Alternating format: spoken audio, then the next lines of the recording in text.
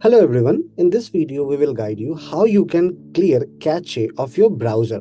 So either you are using desktop or laptop for any of the web page, how to clear cache. So you need to open the web page on which you are. So in this case we are on TranZact's web page.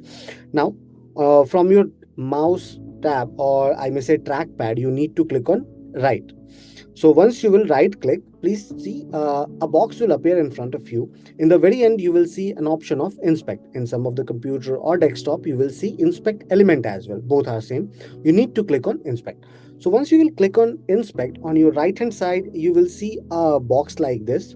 Now you need to go on the reload option, which is here on your left hand side top corner. You need to right click on this. Once you will right click on this, you will see in the very end there is an option of empty cache and hard reload. Click on this. Now the browser page will refresh once and the cache will get cleared. From your right hand side, you can close this tab now and you can start using the web page. Now your browser's cache is clear. There are two shortcuts as well to use to open the inspect page and to clear the cache.